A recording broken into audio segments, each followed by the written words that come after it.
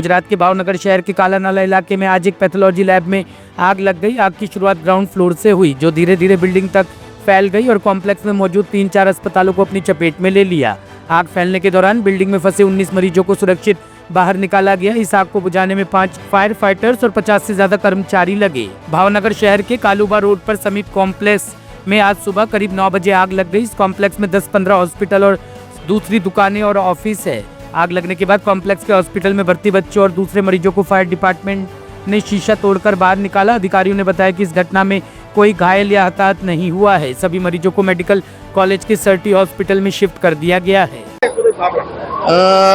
Kaluba road पर एक building है, उसमें आग लग गई है। बेसमेंट में से आग पड़ रही है और पूरा बिल्डिंग में आग हो गई थी, इसलिए फायर लिफ्टिंग स्ट्रेचर से और अभी वो लैडर से बाहर निकले हैं और 15 से 20 आदमी को रेस्क्यू करके बाहर निकाला है। जाना नहीं कोई नहीं है, अभी फायर फाइटिंग चालू है और कूलिंग प्रक्रिया चालू है।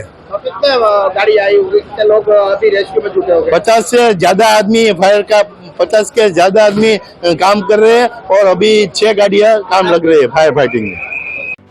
दिल्ली नगर निगम के 12 वार्डों में हुए उपचुनाव में भारतीय जनता पार्टी और आम आदमी पार्टी को झटका लगा है। भाजपा 12 में से 7 सीटों पर जीती। आप 3 तो कांग्रेस 1 और 1 पर ऑल इंडिया फॉरवर्ड ब्लॉक जीती है। वैसे तो पहले भाजपा के पास 12 में से 9 सीटें थी और आपके पास 3 सीटें थी।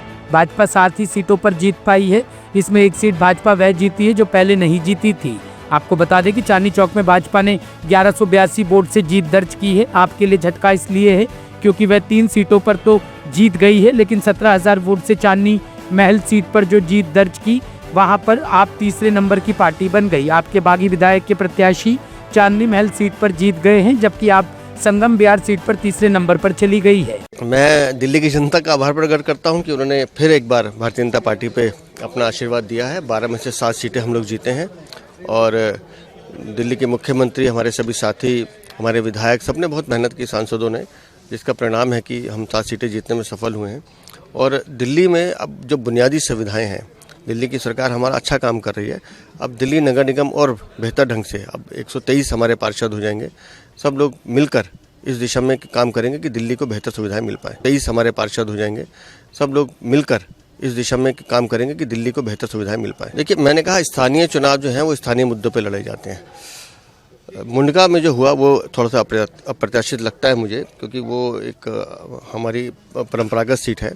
संगम विहार पिछली बार भी हम ट्रायंगल सीट में जीते थे, तो मुझे लगता है कि जहाँ जहाँ कमी रही है उसको हम उसकी समीक्षा करेंगे। ये जीत संगठन की जीत हुई है, ये जीत उन वोटरों की जीत हुई है जो 9 महीने में 10 महीने में जो काम देखकर जिन्होंने वोट दिया, रेखा जी के अगुवाई में जो काम चल रहा था, ये जीत उस प्रत्येक कार्यकर्ता की हुई जो घर घर जाके जिसने वोट मांगे। ये जीत उत्तराखंड के उन लोगों की हुई जो लोग कह रहे थे कि उत्तराखंड का वोट आम आदमी पार्टी को पड़ेगा, पर उत्तराखंड के 9 बूथों में 9 के 9 बूथ हम जीते और 1800 की लीड से हम उत्तराखंड के बूथ जीते।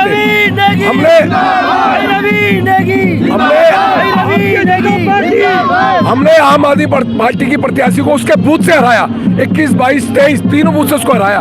और ये जीत उन सभी सैकड़ों कार्यकर्ताओं को समर्पित है जिन्होंने रात दिन मेहनत करी। उत्तर पूर्वी दिल्ली के सांसद मनोज तिवारी ने खजूरी चौक पर दिल्ली सहारनपुर देहरादून एक्सप्रेसवे के ट्रायल रन का निरीक्षण किया। निरीक्षण के बाद सांसद ने बताया कि एक्सप्रेसवे का ट्रायल उद्घाटन तक जारी रहेगा, ताकि यातायात व्यवहार, सुरक्षा मानकों और सड़क पर लोगों की आवाजाही का सही ढंग से आकलन किया जा सके। उन्होंने कहा कि दिल्ली से देहरादून तक के हिस्से में कुछ अंतिम कार्य शेष है, जिन्हें लगभग 15 दिनों में पूरा कर लिया जाएगा। रेडी है? हाँ, थोड़ा भाई ये आईनेस एक भाई थोड़ा नीचे रखो, चलो रोल है। हाँ जी सर, बताएं कैसा रहा ट्रायल रन आपका? आप भी ट्राई करके आए अभी इस पे? जी, हमारा ट्रायल रन जारी है जी।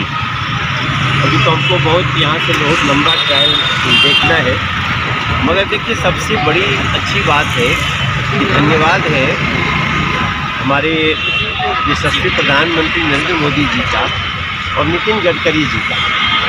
कि आमतौर पे होता है कितनी बड़ी चीज़ बनती है तो हम उद्घाटन कर देंगे तभी शुरुआत होगी, लेकिन उन्होंने आप सबकी भावना का ध्यान में रखते हुए, क्षेत्र के लोगों की भावना का, और मुझे कहने में गुरेज नहीं है कि आप सब मीडिया के लोग भी काफ़ी आप समय समय पर इस पे हो रही देरी के कारण आप चिंतित देखते थे जनता, तो हमें फाइनली खोलने के पहले ट्रायल रन करना ही पड़ता है।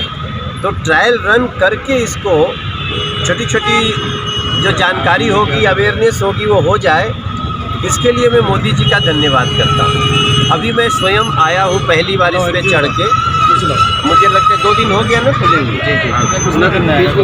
जी 30 को सवेरे खुल गया था, आज दूसरा दिन है। तो 1 तारीख को कल खुला, कल 1 तारीख था। कल 1 तारीख था।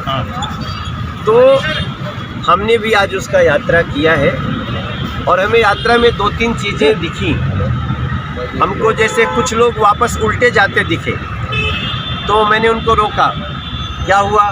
तो एक आदमी बोले हमें बुराड़ी जाना है और बोल रहे हैं कि आगे उतरेगी नहीं। तो बुराड़ी का तो हमें पता था, खजूरी पे उतरती है, तो यहाँ से आराम से। तो बुराड़ी जिसको जाना है, जिसको 30 हजारी जाना है, जिसको ये तिमारपुर जाना है, और अगर कोई आ रहा है गीता कॉलोनी की तरफ से, तो वो पक्का इस सड़क का उपयोग करके, और ये जो शास्त्री पार्क के पहले जो हम लोग घंटे घंटे फंसा करते थे, उससे उनको मुक्ति मिल गई है।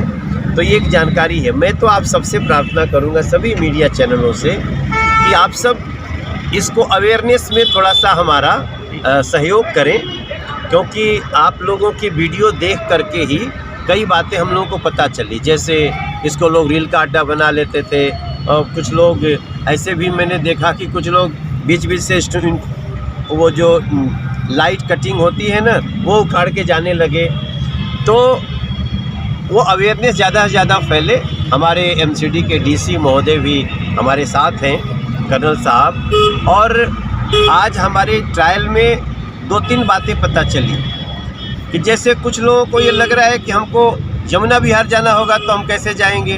तो यमुना विहार के लिए भी तो आप खजूरी पे उतर रहे हैं ना, आपको उसका रास्ता भी, अभी जैसे मैंने शुरू में भी कहा था कि जैसे ही ये ट्रायल रन शुरू करेंगे, हमारा खजूरी का नीचे का बनना शुरू हो जाएगा। तो बहुत जल्दी ये सारी व्यवस्था कर लेंगे। मैं भी अभी केवल वहाँ से गीता कॉलोनी से यहाँ तक आया हूँ, आगे जितनी जानूंगा आपको बताऊंगा। सांसद जी, एक चीज यहाँ पे देखने को मिला है के लिए तक किया गया रास्ता। देखिए, हमारी जो जानकारी है, देहरादून के थोड़ा सा पहले एक छोटा सा चंक है, जिसको करने में अभी 15-20 दिन और लगेगा। तो मैं समझता हूँ कि 2 महीना के अंदर प्रधानमंत्री जी यहाँ से देहरादून तक का फुल्ली इसका अपने कर कमलों से इसका उद्घाटन करें। क्या ये अभी जो ट्रायल रन है ये कंटिन्यू चलता रहेगा, खुला रहेगा, या उसके बाद ओपनिंग के लिए बंद होगा? नहीं, ये ट्रायल रन चलता रहेगा। चलता रहेगा। अच्छा, एक चीज 1-2 दिन के लिए बंद हो सकता है। अच्छा, एक चीज देखने को आई सांसद जी कि पहले ही दिन 12 एक्सीडेंट हुए हैं। हालांकि इसमें NHI कोई गलती नहीं है, लोगों का है। रीलबाजी शुरू हो गई, स्टंटबाजी शुरू हो गई है, रॉन्ग साइड जाना शुरू हो गया है, इससे बहुत नुकसान हो रहा है। इसी के लिए हम सबसे प्रार्थना करते हैं। देखो, हम जितनी फास्ट सड़कें बनाएंगे, हमें उतना ही ज़्यादा अवेयर होना पड़ेगा। हम जब नेशनल हाईवे बनाते हैं तो उसका उद्देश्य बहुत बड़ा है। जो आमतौर पे स्पीड मानक होते हैं उस पर भी बढ़ जाता है। तो इसमें हमारी खुद की सतर्कता, सजगता बहुत आवश्यक है।